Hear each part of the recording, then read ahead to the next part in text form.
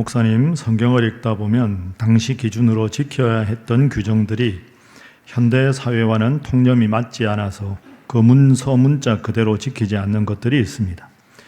예를 들면 범죄했을 때 처벌 방법이나 여성에 대한 인식 등이 그러하다고 느껴지는데, 이런 것들이 외부에서 교회를 비난하는 빌미가 되거나 또는 교회 내에서도 종종 논쟁거리로 이어지는 계기가 된다고 생각이 됩니다.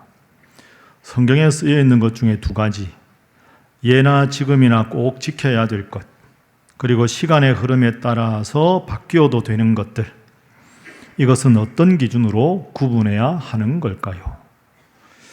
오늘은 신문 성답 세 번째 시간으로 이 질문에 대한 성경의 대답을 찾아보겠습니다.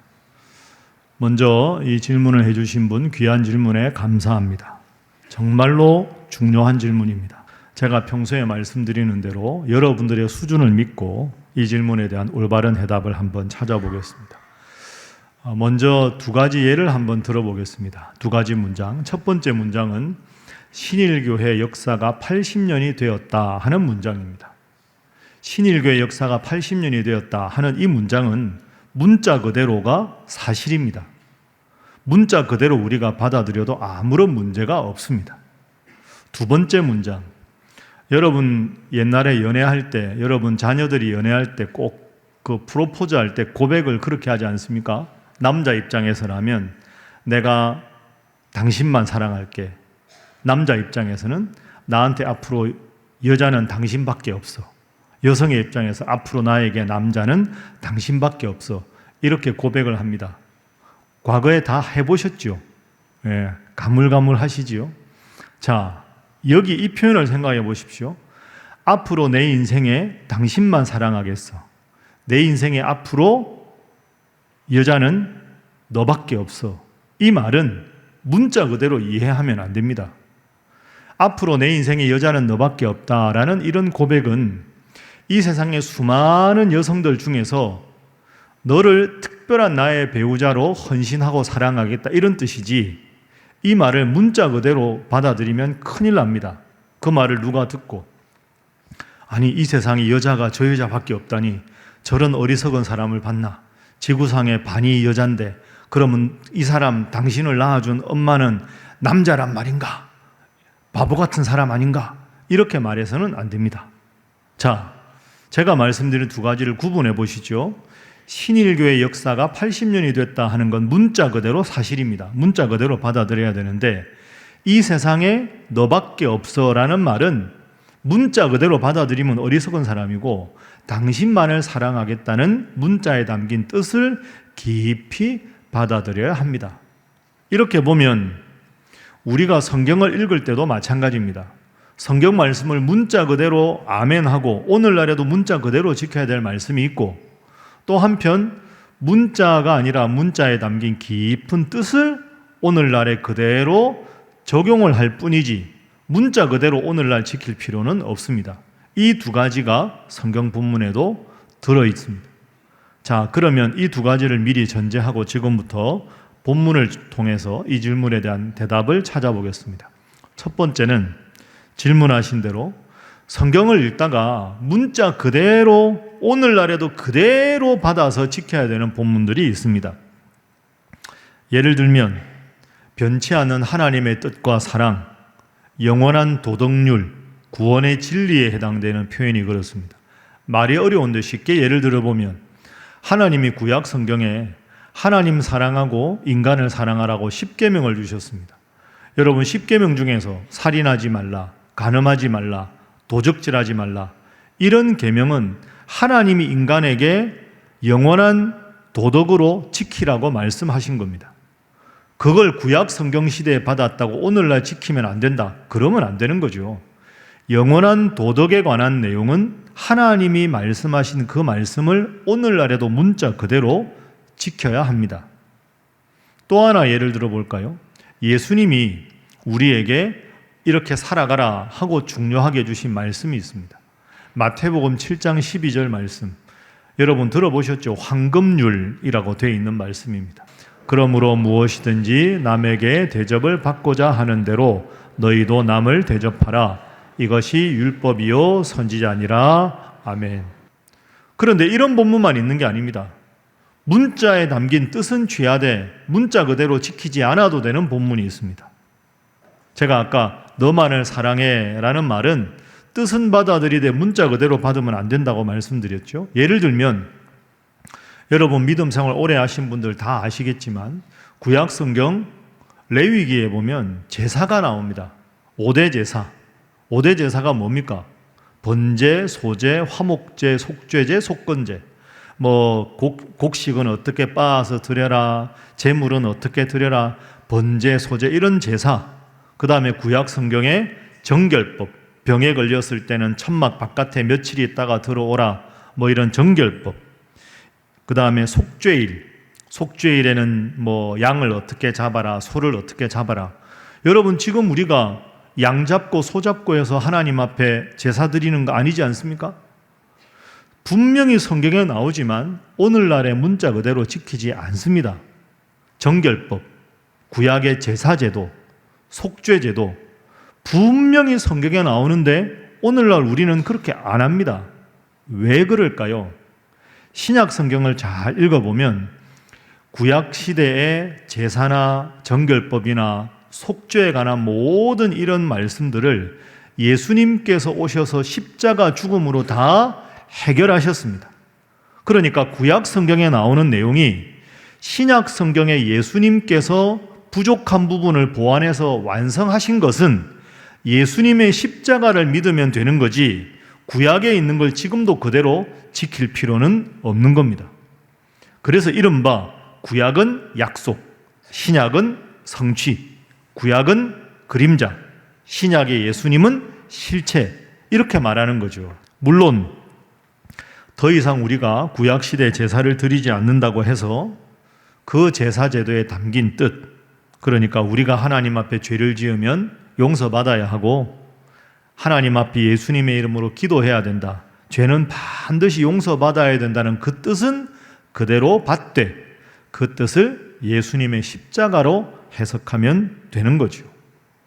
자, 구약 성경에 뜻은 취하되 문자 그대로 지키지 않아야 될 대표적인 게 제사라면 신약을 예를 들어 보도록 하겠습니다. 자, 신약 성경에 예를 들면 좀 곤혹스러운 본문이 나옵니다. 로마서 16장 16절 말씀입니다. 화면 한번 보실까요? 자, 함께 한번 읽어봅니다. 시작. 너희가 거룩하게 입맞춤으로 서로 문안하라. 그리스도의 모든 교회가 다 너희에게 문안하느니라. 아멘. 누구의 말씀입니까?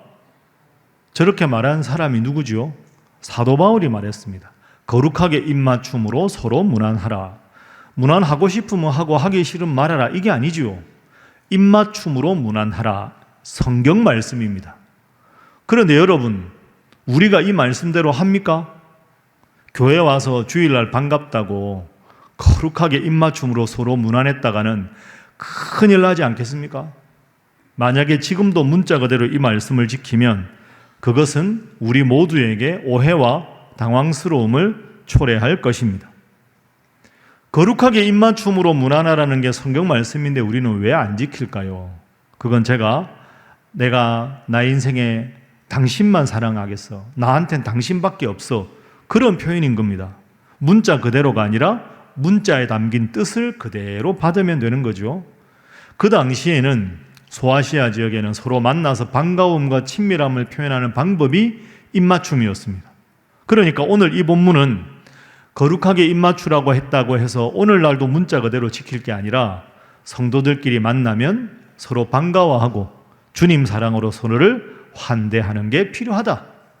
그렇게 서로 친밀함을 표현하는 표현이 그 당시에는 입맞춤이라는 형식이었고 오늘날 우리나라의 문화에서는 악수나 목례가 되는 거죠.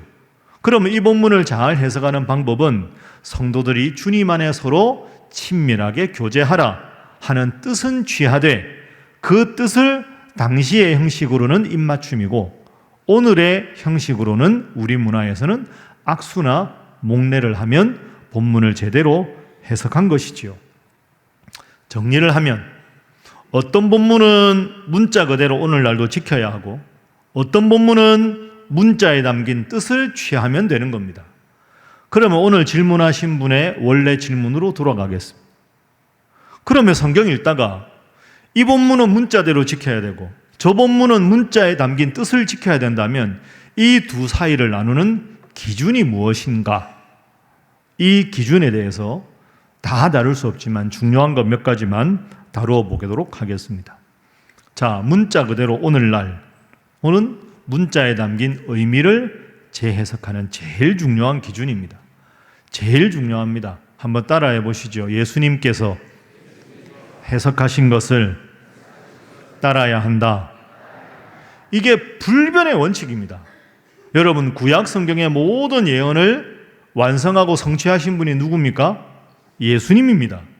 그러니까 구약의 모든 말씀은 항상 우리가 신약의 예수님이 어떻게 이 말씀을 해석하셨는가 그 기준에서 읽으면 되는 겁니다. 그러니까 우리가 성경을 쭉 읽다가 예수님께서 구약 사건을 새롭게 해석한 내용을 보면 그 말씀으로 구약 성경을 새롭게 이해하고 받아들이는 것, 그것이 가장 중요한 기준입니다. 성경의 열쇠는 오직 예수님입니다. 그리고 이렇게 하기 위해서는 성경을 열심히 읽어야 되겠죠. 두 번째 중요한 게 있습니다.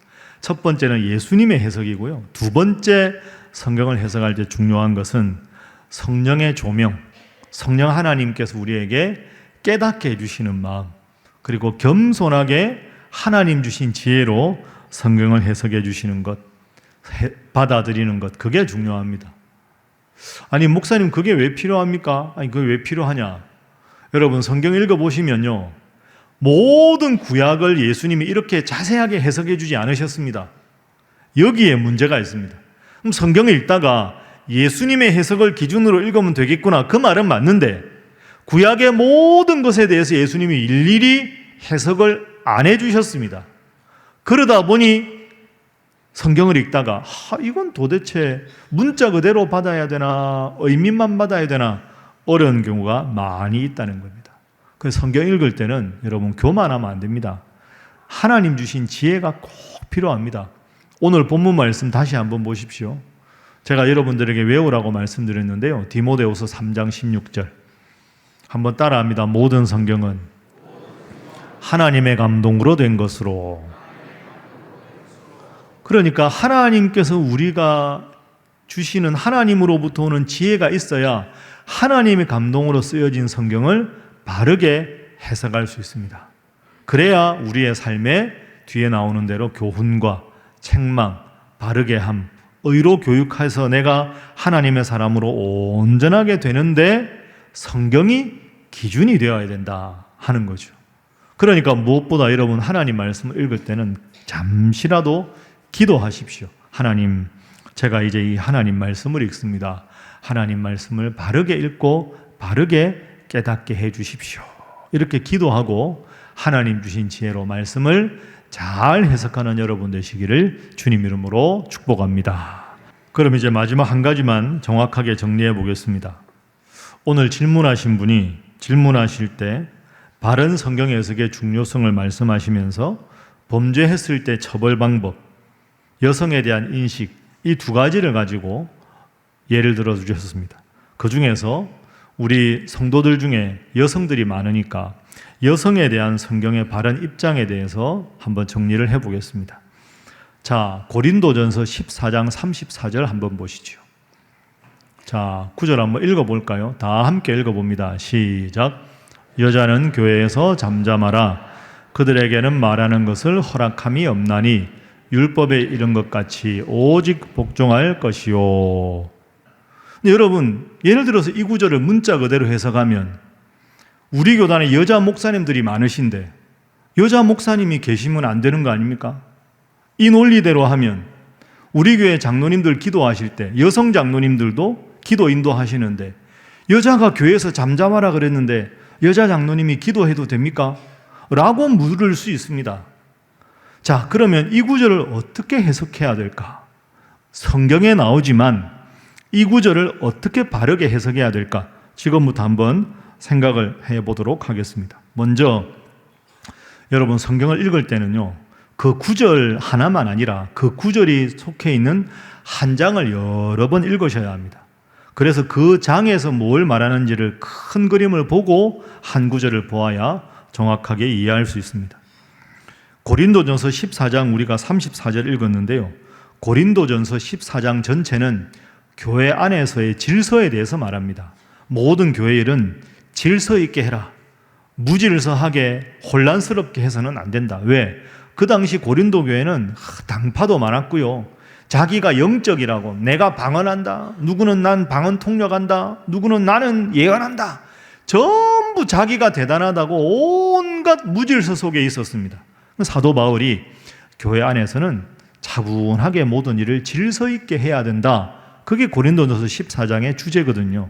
자, 그렇게 이해하시고 앞에부터 한번 보겠습니다. 시간 관계상 26절 한번 보시죠. 26절. 그런즉 형제들아 어찌할까? 고린도 교회 성도들에게 말합니다. 바울이 너희가 모일 때, 고린도 교회 성도들끼리 모일 때 찬송을 할 때도 있고 말씀을 가르칠 때도 있고 계시를 나눌 때도 있고 방언도 있고 통역할 때도 있다. 모든 것을 뭘 위해서 하라? 덕을 세우기 위해서 하라.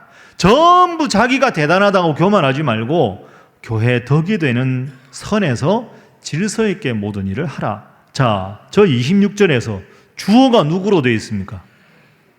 주어가 누굽니까? 따라합니다. 형제들아. 그러니까 저 말은 그 당시 고린도 교회에서 주도적으로 사역하는 사람들은 형제들, 남자 성도들이었다는 겁니다. 고린도 교회가 영적으로 대단한 사람들이 많다고 막 무질서했는데 그런 사람 중에 대부분이 남자 성도들이. 어느 집사님이 방언한다. 뭐 방언만 하면 뭐하나? 나는 통역도 한다. 야, 방언 통역이 뭐 대단하나? 나는 예언을 한다. 예언 받고 싶은 사람 다 와라. 이러면서 온갖 혼란한 일이 고린도 교회에 생겼는데 그런 혼란을 초래한 대부분의 사람들이 형제들, 남자 성도들. 물론 형제라는 말이 남녀를 통칭하는 경우도 있지만 주로 남성 리더들이 그런 일을 행했다 하는 겁니다. 그러니까 남성 성도들에게 바울이 여러분 방언한다고 해도 통역하는 사람이 옆에 있을 때만 하십시오. 아니 무슨 말인지도 모르는데 막 방언한다고 하면 그거 못하는 사람 시험 들지 않겠습니까? 예언도 하나님이 꼭 하라고 말씀하실 때만 하십시오. 아무나 대고 예언한다고 막 너 이렇게 될 거다, 너 이렇게 될 거다. 그거 덕스럽지 않습니다. 형제 여러분 잘 하십시오. 이게 26절입니다. 27절 볼까요? 27절 말씀. 만일 누가 방언을 하면 두 사람, 세 사람이 방언할 때도 차례를 따라서 하십시오. 온갖 사람들이 방언하지 말고 한 사람이 방언하고 통역하고 그 다음 사람이 하고 질서 있게 하십시오. 28절.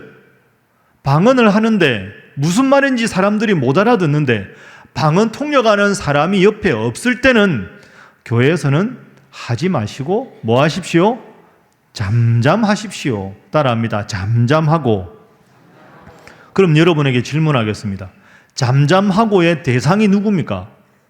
26절에 형제들아, 남자 성도 여러분, 고린도 교회 남자 성도 여러분, 방언 통역하는 사람 없으면 교회에서는 잠잠하십시오. 잠잠하라는 대상이 먼저 남성이었습니다. 그리고 30절도 보십시오. 30절 함께 읽습니다. 시작. 만일 곁에 앉아있는 다른 이에게 계시가 있으면 먼저 하던 자는 잠잠할지니라. 아멘. 하나님으로부터 받은 특별한 계시나 말씀이 있으면 그걸 이야기를 하고 싶어도 다른 사람이 먼저 그것에 대해서 말하면 잠잠히 있으세요. 순서를 따라 질서 있게 하세요. 이런 뜻입니다. 여러분 정리하면 고린도 교회 주된 리더들은 남성들이었습니다. 교회의 무질서를 초래하는 사람들도 대부분 남성들이었습니다. 방언 통역 없으면 방언하는 남성 집사님들, 장로님들 잠잠하세요. 계시를 받았다고 무조건 하지 말고 앞사람 끝나면 질서를 따라서 하십시오. 막 하는 거 하지 말고 잠잠하십시오. 남자 성도들만 그럴 게 아니라 여자 성도들도 똑같이 질서 있게 하십시오. 그게 34절입니다. 정리하면 26절부터 33절은 남성들에게 주신 말씀, 34절은 여성들에게 주신 말씀입니다. 그럼 이 본문을 전체적으로 보면 다른 본문에서 바울이 이렇게 말합니다. 갈라디아서 3장 28절 한번 보시죠. 함께 읽어봅니다. 시작. 너희는 유대인이나 헬라인이나 종이나 자유인이나 남자나 여자나 다 그리스도 예수 안에서 하나이니라. 아멘. 그 성경은 남녀 관계에 대해서 차별을 말하는 게 아니라 질서를 말하는 겁니다. 모두가 한 교회에서 남성 성도든 여성 성도든 질서 있게 덕을 세워서 잘하십시오라고 하는 것이 사도 바울의 말씀의 핵심입니다. 자, 우리 옆에 붙는 분들과 이렇게 인사하겠습니다. 갈라디아 말씀 기억하면서 우리는 주님 안에 하나입니다. 한 번 더 할까요? 말씀을 바르게 읽고 바르게 해석하시기 바랍니다. 네. 바르게 읽고 바르게 해석하는 것, 이게 중요합니다. 이제 말씀을 마치겠습니다. 저는 오늘도 여러분들 앞에서 지금 설교를 하고 있습니다. 오늘은 성경 해석과 더불어서 설교자인 제 마음을 간단하게 몇 가지로 나누고 설교를 마치겠습니다. 방금 여러분 들어보셨지만 성경을 읽는 것, 그리고 읽은 말씀을 바르게 해석하는 것은 생각보다 쉽지가 않습니다. 수많은 이단이 성경을 근거로 하지만 잘못 해석해서 이단이 생깁니다. 여러분들에게 부탁드립니다. 먼저 우리 신일교회 모든 목회자들이 겸손하게 말씀을 준비할 때 하나님께서 지혜를 주셔서 말씀을 바르게 해석할 수 있도록 늘 기도해 주십시오. 두 번째로, 저는 담임 목사로서 제가 저 스스로를 볼 때 저는 탁월한 목사나 탁월한 설교자가 아닙니다. 그래서 저는 솔직히 다른 목사님들이나 다른 교회 성도들에게 신일교회 배우한 목사 목회 잘한다, 설교 잘한다, 이런 말 듣는 것에는 전혀 관심이 없습니다. 그런데 저한테는 두 가지 관심이 있습니다. 정말 듣고 싶은 말 두 가지가 있습니다. 먼저 하나님이 저를 보시고, 야, 배 목사, 내가 너에게 신일교회를 맡겼는데 잘하는 건 잘 모르겠는데 너 목회 열심히 하려고 애쓰고 말씀을 잘 전하려고 하는 몸부림치는 모습은 내가 인정하마. 이런 칭찬은 하나님 앞에 다음에 꼭 듣고 싶습니다. 두 번째로 듣고 싶은 말은, 여러분들이 우리 배 목사님은 목회를 참 성실하게 하려고 노력하시는 것 같아. 재능은 잘 모르겠지만 목사님은 신일교회 성도들에게 꼭 필요한 말씀을 전하려고 무척 애를 쓰시는 것 같아. 그건 정말 인정해 라는 말씀은 꼭 듣고 싶습니다. 사랑하는 우리 신일교회 성도 여러분, 하나님의 말씀인 이 성경이 유일한 진리인 줄로 믿습니다. 그 어떤 고전도, 그 어떤 종교의 경전에도 없는 절대 진리의 말씀이 오직 이 하나님의 말씀인 성경인 줄로 믿습니다. 앞으로도 저희 목회자들을 통해서 하나님 말씀 전해질 때 여러분 말씀을 늘 가까이 하시고 말씀을 잘 경청하시고 말씀을 잘 실천하셔서 신앙생활뿐 아니라 생활신앙인으로 승리하셔서 하나님 앞에서 늘 말씀대로 살아감으로 말씀에 기록된 큰 은혜와 큰 복을 누리는 온 성도들이 되시기를 주님 이름으로 축복합니다.